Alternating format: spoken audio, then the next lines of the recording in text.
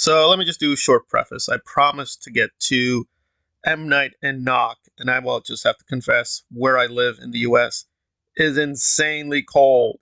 It is really, really cold. So I will try to get to Knock as soon as possible. I will put up some Knock stuff, but I can't do a full-blown review right away because it's just really, really cold where I am. So now let's get on to the alleged gay agenda with TLOU and possibly the new DCU.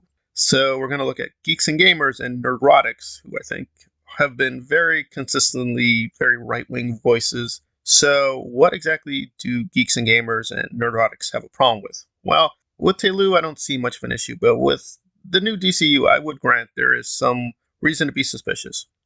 So without spoiling too much, essentially in episode 3 of TLOU, there's a big focus on Bill, who is gay in the video games.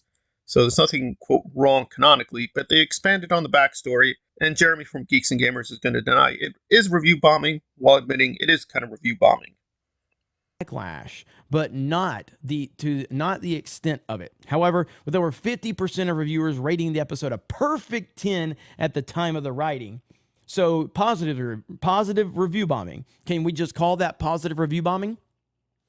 So it's okay when 50% of the ratings scored a perfect 10. That's perfectly fine. No questions asked. Just consume, don't ask questions, wait for next product. But when there's a bunch of one-star reviews, that's automatically review bombing. That's automatically negatively review bombing. Got you. So as usual, Jeremy's not making a whole lot of sense. So he is kind of admitting, yeah, they're going after the show and the episode, but hey, there were high scores at the beginning, and some people are giving it a perfect score. Why aren't people talking about that? And anyway, Neil is admitting there's a gay agenda, so who cares? It's really hard to follow Jeremy's logic because he doesn't have any, so I'm not clear what the hell he just said. I understand what he's trying to say is that it's okay to give the show a low score and the episode a low score. Well, yeah, the question is why the drop-off? And I double-checked the numbers. It is quite a drop-off. We're going from scores of 9 to 10 consistently with episodes 1 to 2 to now a huge minority, and it is a minority, but it is big, just giving these 1 to 2 scores. Now again, you can have prejudices, and you can have reasonable prejudices, but I don't think the prejudices in question here are reasonable. The reasons are pretty weak, and we're going to hear John Campio read a sample of their, quote, reasons why they didn't like the episode. LGBTQ propaganda is truly being pushed down our throats.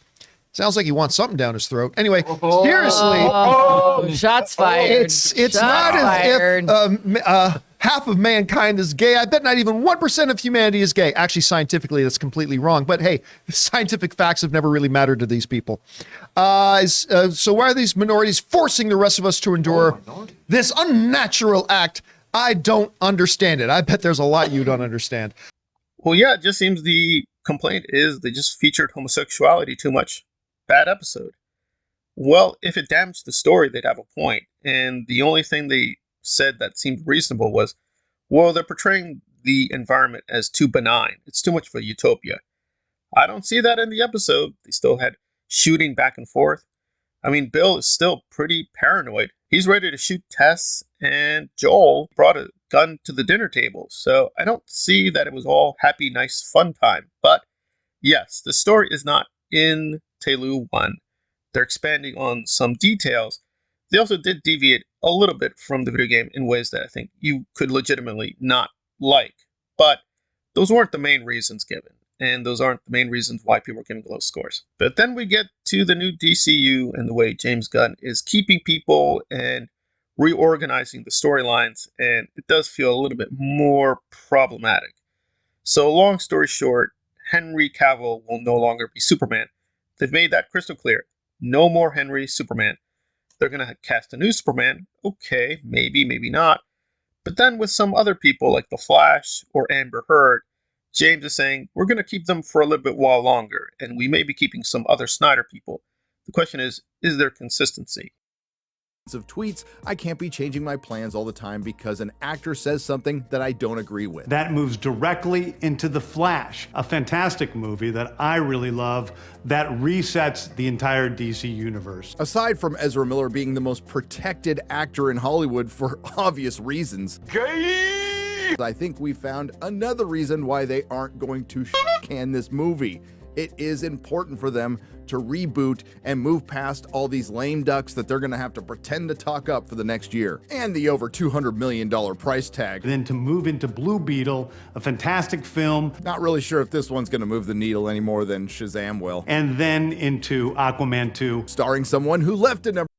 Well, I think, as always, Nerdrotic is frankly a Nazi nutcase, and I don't trust anything he says. But I would grant this does feel suspicious. It's not inconsistent because James Gunn has his own Twitter controversy, his own mixed past. He's trying to maintain some consistency in saying, well, some people don't like me. They don't like what I say. They don't like my politics. So what? We're judging the work primarily. You don't have to agree with me on everything. We're just presenting pieces of fiction here. Judge the fiction, not the performer. Okay, that's fair, but there is still some skewing because he's keeping his performers. He hasn't said it completely, but he is presumably keeping a lot of the talent from Peacemaker with the new Waller series, and they are keeping The Flash with Ezra, and they're keeping Amber with Aquaman at least a little while longer. But again, Henry is gone. It's not a double standard. You can say it's consistent, but it's kind of consistency with some suspicion here that you're skewing the record in a certain way, or you're narrowing the scope of the controversy. I think Nerdrotic has a point. Now, is he doing a dog whistle to the anti-homosexual alt-right people? Yeah, probably, but even if you weren't, if you're just a Snyder fan or just a Henry fan, this doesn't look right. It looks like you're keeping the talent you want to keep, and you're getting rid of the talent you don't want to keep. And yes, in some cases, you are people who are identified as homosexual or bisexual or other orientations. Not all the way. I mean, Jason Momoa, as far as I know, is not a bisexual or gay. But it does feel like you're skewing the talent and the record and the stories a certain direction. It does appear like a kind of consistent stance, but sort of in a suspicious way. I would grant there are questions to be asked with the new DCU and whether they're being completely consistent or honest in why they're making the choices they're making. So I think with the new DCU, people can have a lot of legitimate questions. People say, well, you're just being anti-homosexual or anti-trans or anti-whatever. That's not true. There are questions to be asked. But with TLOU, I don't know. Maybe there are reasons to not like episode 3, but the reasons given so far are fairly weak.